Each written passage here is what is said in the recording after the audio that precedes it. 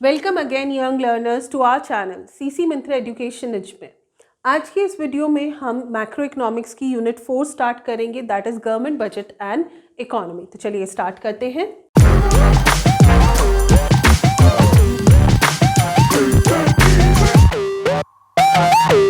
Basically जब भी हम किसी बजट की बात करते हैं, the first thing that clicks in our mind is to assess और estimate the expenditure and receipts. तो यहाँ जब हम गवर्नमेंट बजट की बात करेंगे तो यहाँ पर गवर्नमेंट बजट का मतलब है कि गवर्नमेंट अपने रिसीट्स और एक्सपेंडिचर्स को एस्टिमेट करती है। तो basically the government prepares its budget with the objective of estimation of the receipts and expenditure in the current fiscal year, यानी कि जो फिजिकल ईयर होगा उसमें क्या गवर्नमेंट के सोर्सेज ऑफ रिसीट्स होंगे और कहाँ पर गवर्नमेंट खर्चा करेगी, that is estimated by the government in its budget. देखेंगे in general the government prepares its budget with twin objectives. दो ऑब्जेक्टिव्स होते हैं in general. The first objective is of estimation of current fiscal years revenue and expenditure, यानी कि government के current physical year में क्या sources of receipts होंगे, क्या एक्सपेंडिचर्स होंगे of the government and assessing the performance of the government in the previous fiscal year. Along with this, government wants to assess what was the performance of the previous budget, that is past 1 year में government की क्या performance रही, that is also assess through the budget. Basically the government prepares the budget so that it can assess और estimate what could be the possible sources of receipts of the government and where the government is going to spend. Basically जब हम बात करते हैं financial year या physical year की, in India, the fiscal year or the financial year runs from 1st April to 31st March. The government generally brings its budget in the month of the February, which is applicable from 1st March of that year to 1st April of that year to 31st March of the next year. Then we have what are the other objectives of the government. That means जब government budget prepare करती है तो उस समय government किन चीज़ों को ध्यान में रखकर बजट को प्रिपेयर करती है, what are the preset objectives of the government while framing the budget. So the first objective is redistribution of income and wealth. Income और वेल्थ का रीडिस्ट्रीब्यूट करना. रीडिस्ट्रीब्यूट का मतलब क्या है, once it has been generated it is generated. Now how the purchasing power is redistributed amongst the people of the nation.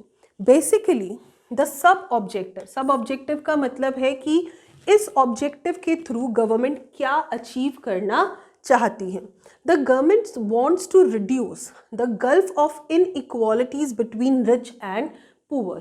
Government ये चाहती है कि अमीर बहुत ज़्यादा अमीर ना हो, गरीब बहुत ज़्यादा गरीब ना हो. That means it should not be there in the economy that the purchasing power of some people is very high and on the other hand the purchasing power of some people will be very less. The government wants to reduce this gulf. Government इस gulf को, इस difference को कम करना चाहती है so that there should be equitable distribution of income and wealth, ताकि income और wealth का इक्विटेबल डिस्ट्रीब्यूशन हो. So how does the government do this, किस तरीके से गवर्नमेंट ये करती है, या ऐसे कौन से टूल्स और इंस्ट्रूमेंट्स हैं जिनके थ्रू गवर्नमेंट इस ऑब्जेक्टिव को अटेन करती है.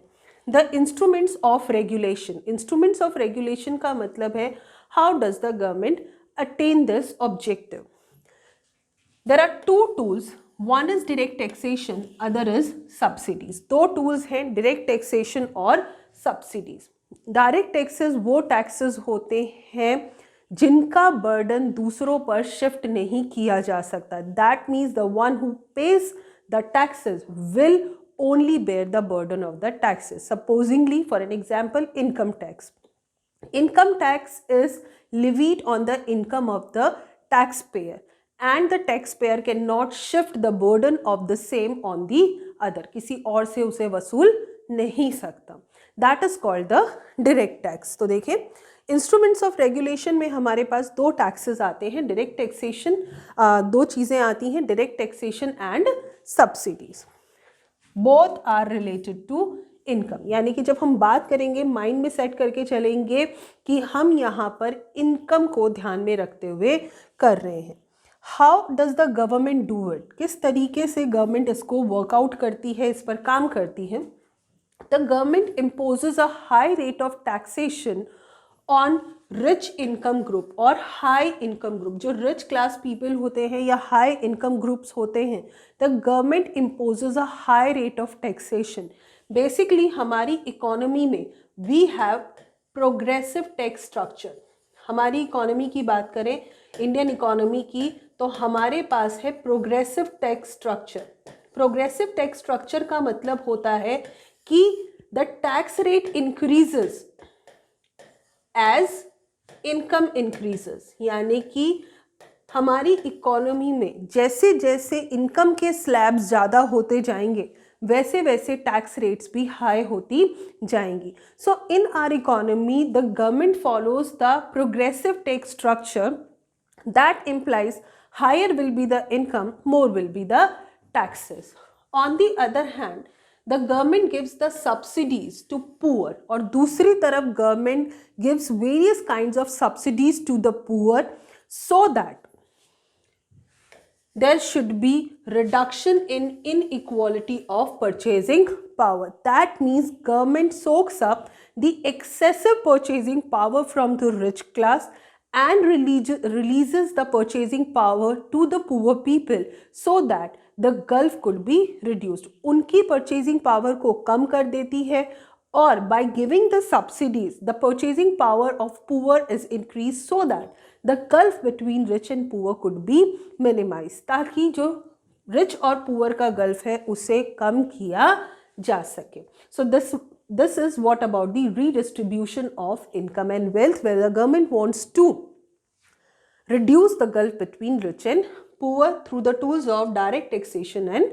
subsidies. Now we have the next objective, that is reallocation of resources. Resources की जैसे ही बात आएगी, who owns the resources? Producer owns the resources. So obviously here we will be talking about the producers. Let's see.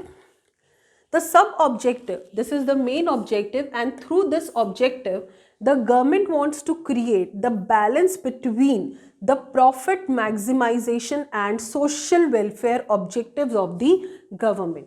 We know government चाहती है कि economic development हो, profit maximization हो. For that, there should be rise in the GDP. But we also know this, that the government is a welfare agency. Government welfare करने के लिए है और इसीलिए प्रॉफिट मैक्सिमाइजेशन के गोल को अचीव करते करते सोशल वेलफेयर के गोल को नेग्लेक्ट नहीं किया जा सकता. And that is why through reallocation of resources the government wants to attain the goal of a balancing between the profit maximization and social welfare. यानी कि गवर्नमेंट अपने दोनों पलड़ों पर किसको रखना चाहती है? एक तरफ तो गवर्नमेंट चाहती है प्रॉफिट मैक्सिमाइजेशन भी हो, साथ साथ there should be social welfare in the economy, और इसके साथ साथ गवर्नमेंट क्या चाहती है? सोशल वेलफेयर भी हो. अब इस गोल को अटेन करने के लिए गवर्नमेंट किन टूल्स का सहारा लेती है, किन इंस्ट्रूमेंट्स का सहारा लेती है? These are indirect taxation and subsidies. अभी हमने बात की थी डायरेक्ट टैक्सेशन की, अब हम चलते हैं इनडायरेक्ट टैक्सेस की तरफ. Indirect taxes are those taxes the burden of which could be shifted on others, यानी कि जिसने पे किया है वो उस टैक्स के बर्डन को दूसरों पर शिफ्ट कर सकता है. Basically, it happens in the cases of the commodities whereby the taxes are initially paid by the producers and later on the producer charge that taxes in the form of prices, यानी कि prices के अंदर ही उन taxes को charge कर लेते हैं. So basically indirect taxation and subsidies, यहाँ जो tools आएंगे वो कौन से आएंगे? Indirect taxation and subsidies related to product और कमोडिटीज़. जैसा हमने बात किया कि प्रोडक्शन की बात होएगी, रिसोर्सेज की बात होएगी, तो these taxes are related with the product or commodities. And the another tool is, एक tool तो हमारे पास हो गया ये, the second tool is direct participation of the government in production. इसके अलावा गवर्नमेंट कुछ प्रोडक्शन एक्टिविटीज में खुद से भी पार्टिसिपेट करती है. तो we'll have a discussion of this under the working of the instruments. अब ये किस तरीके से काम करते हैं instruments. High rate of taxation is imposed on the commodities which are not socially good. ऐसी कमोडिटीज जो सोशली गुड नहीं है, for an example alcohol, cigarettes etcetera, ऐसी कमोडिटीज पर government high rate of taxation लगाती है, जिसकी वजह से ये प्रोडक्ट क्या हो जाते हैं, कॉस्टली हो जाते हैं. The production of which is needed to be discourage. यानी कि उन कमोडिटीज पर हैवी टैक्सेशन लगाया जाता है जिनका प्रोडक्शन गवर्नमेंट डिस्करेज करना चाहती है. दूसरी तरफ गवर्नमेंट जो है उन प्रोडक्ट्स को सब्सिडी प्रोवाइड करती है, the production of which has to be encouraged so that the prices would be less and the people will be buying more of that. देखें, subsidies are given to those products the production of which is to be promoted. तो basically government high rate of taxation लगाती है किस पर, जिसका production government को क्या करना है, कम करना है, the production of which has to be discouraged. On the other hand, the subsidies are given to those the production of which has to be encouraged. जिसका कम करना है, हाई रेट ऑफ टैक्सेशन, जिसका encourage करना है, उस पर subsidies provide की जाती है. इसके अलावा one more tool if you can see here is direct participation of government in production. इसके अलावा गवर्नमेंट कुछ एरियाज में खुद से भी आउटपुट को प्रोड्यूस करती है. बेसिकली ये वो एरियाज होते हैं जहाँ पर प्राइवेट सेक्टर जनरली एंटर नहीं करता. For an example making of the bridges, dams etcetera, क्योंकि इनमें इन्वेस्टमेंट बहुत ज़्यादा है और इनसे मिलने वाले रिजल्ट्स कम और बेसिकली बहुत लेट होते हैं. But government is a social agency and it has to maximise the social welfare to, and that is why through direct participation the government ensures its role of social welfare in the economy. Direct participation के through government अपने social welfare के role को ensure करती है. Then हमारे पास next objective आता है, that is economic stability. Economy stabilise करना. स्टेबलाइज का मतलब है economy should be in a stable condition. ना तो इकोनॉमी में इन्फ्लेशन हो, ना इकोनॉमी में डिफ्लेशन हो. देखें, the sub objective is to stabilize the trade cycles and to prevent the economy from inflation and deflation. Trade cycles का मतलब क्या है, इकोनॉमी में जो ये कंडीशंस आती रहती हैं, बूम आ रहा है, फिर रिसेशन आ रहा है, डिप्रेशन आ रहा है, फिर बूम, रिसेशन, डिप्रेशन आ रहा है. इन कंडीशंस से इकोनॉमी को बाहर लाने की जिम्मेदारी किसकी है, गवर्नमेंट की है. The government is responsible to bring out the economy from the side effects of the trade cycles. So basically, and to prevent the economy from inflation and deflation. हमने अपने previous videos में किया है, inflation is a condition जहाँ aggregate demand ज़्यादा है. Deflation is a condition where aggregate demand is less than aggregate supply. Now, how does the government regulate this? किस तरीके से government इसका regulation करती है. देखें, instruments of regulation are surplus budgetary policy and deficit budgetary policy. Government क्या करती है, दो पॉलिसीज लेकर आती है. देखेंगे उसका वर्किंग किस तरीके से, that has to be written. आप देख रहे हैं, in case of inflation surplus budgetary policy is pursued by the government and in case of deflation deficit budgetary policy is pursued by the government. तो ये किस तरीके से काम करते हैं, इस पर डिस्कस करते हैं. बेसिकली सबसे पहले हम बात करते हैं इन्फ्लेशन की. इन्फ्लेशन इज अ कंडीशन जहां पर aggregate demand is greater than aggregate supply. हम जानते हैं aggregate demand is C + I + G + X - M.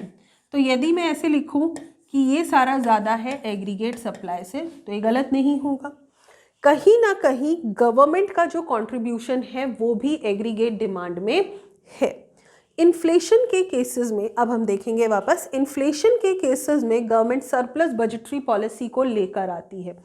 तो इसका मतलब है गवर्नमेंट क्या करती है, the government brings the surplus budget policy, जहां पर गवर्नमेंट अपने रिसीट्स को बढ़ा देती है और एक्सपेंडिचर्स को कम करती है। The government plans to reduce its expenditure and to increase its receipts, यानी कि गवर्नमेंट यहाँ से एग्रीगेट डिमांड में अपने एक्सपेंडिचर्स को कम कर लेती है so that the level of aggregate demand could be reduced. इसके अलावा गवर्नमेंट अपनी रिसीट्स को बढ़ा देती है।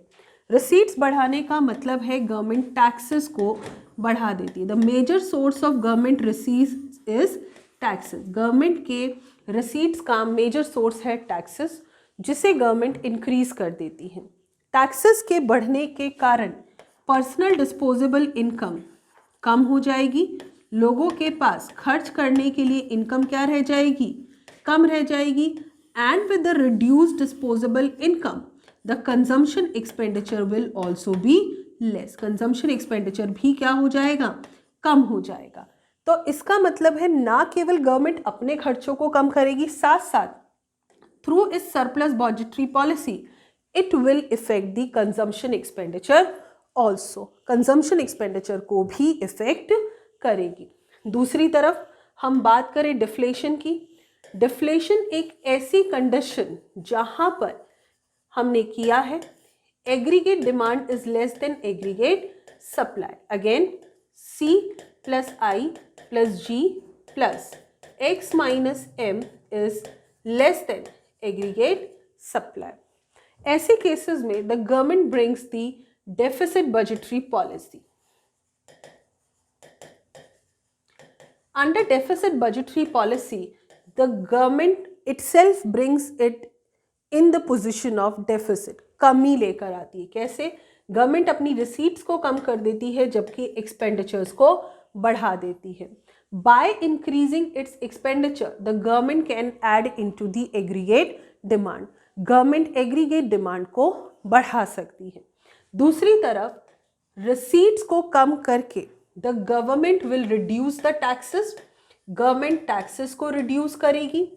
टैक्सेस रिड्यूस होने के कारण the personal disposable income will be high. लोगों के पास खर्च करने के लिए ज़्यादा इनकम बचेगी and that will lead to more consumption in the economy. That means government अपने एक्सपेंडिचर्स को तो बढ़ाएगी ही बढ़ाएगी, but it will help to increase the consumption expenditure in the economy by decreasing the level of taxes and by increasing the personal disposable income with the people. So basically government के 3 objectives हम लोगों ने कर लिए हैं, redistribution of income and wealth, reallocation of resources and the economic stability. Now we have the next one, that is economic growth. We cannot forget about the economic growth. Economic growth को नहीं forget कर सकते because government का final objective यही रहता है कि economy grow करे। किसी भी इकोनॉमी की ग्रोथ को जीडीपी के टर्म्स में मेजर किया जाता है और per capita income and the standard of living of the people. Let's see, economic growth is the fourth objective of the government budget, which is measured with high per capita income and a high standard of living. That is, the people are having more per capita income, the GDP is high. Basically, the sub-objective of this objective is to increase GDP. जैसा मैंने कहा, economic growth is basically measured in terms of GDP and to raise the standard of living और standard of living को बढ़ाना. Instruments of regulation, government इसको किसके through achieve करती है? Basically it is achieved through savings and investment. इसे government savings और investments के थ्रू अचीव करती है. किस तरीके से? The government promotes the saving habits. Government saving habits को प्रमोट करती है. सेविंग हैबिट्स ज़्यादा होंगी तो ऑब्वियस सी बात है इन्वेस्टमेंट ज़्यादा होगा. More investment will ensure more employment. More employment will lead to more income. Income ज़्यादा होगी तो per capita income ज़्यादा होगी, and the standard of living of the people will also rise. So economic growth is generally attained through the promotion of saving habits of the people, so that there could be more investments in the economy. More investments will lead to more employment opportunities, which will increase the levels of income, and hence the standard of living will also rise. So we have completed the objectives of government budget. I hope कि आपको आज का ये video ज़रूर पसंद आया होगा. यदि आपको हमारा वीडियो पसंद आता है तो हमारे चैनल को लाइक, शेयर एंड सब्सक्राइब कीजिए. Thank you very much.